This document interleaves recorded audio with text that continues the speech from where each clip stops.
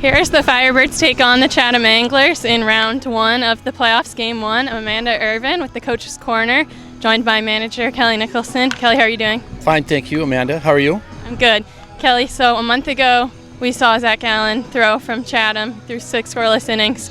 What are the Firebirds going to see tonight and how they adjust? Well, John and I were just talking before the game, and he's a good arm. He threw really well against us before. He keeps the ball down. He throws a little fastball that kind of cuts, and if he's on tonight, we have our work cut out for us. We got to try to get him to throw the ball up in the zone, and hopefully we can get to him a little bit. But you get to their bullpen, and then you're going to face Zach Birdie. So it seems like when it comes playoff time, Amanda, it's all about pitching and defense, and so Chatham is good in both of those areas. So it should be a good series. So sending out your own ace tonight, Mitchell Jordan, how confident are you putting him in the bump? Well, I think we're always confident when we give the ball to MJ. He had an outstanding summer, but as I told those guys last night, everybody's 0-0 and stats go out the window and everybody starts fresh, and first team to 6 runs out of here with a ring. So we'll see.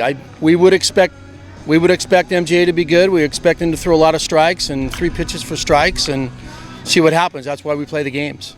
So very different circumstances the last 2 games against Chatham. Any advantage in seeing them 2 games and getting wins before?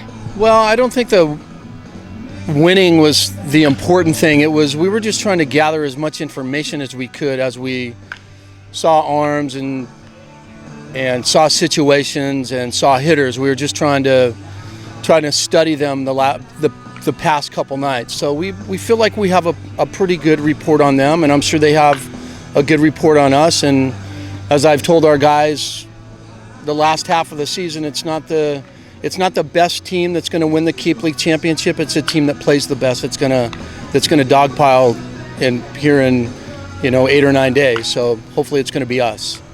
So the Firebirds have been the best throughout the season, best regular season record in franchise history.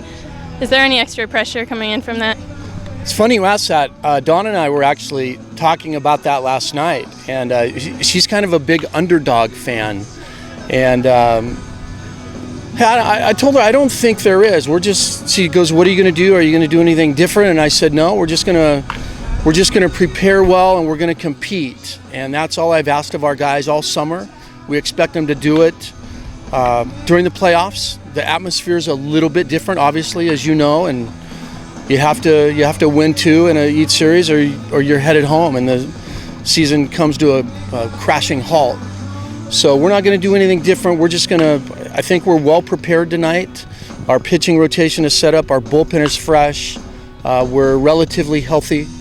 Austin Miller's down, and Reggie Southall is down, and Trace Barrera can't play tonight. But outside of that, man, we're in good shape. We're fine. We like the lineup we have, and like I said, our rotations, we're good to go.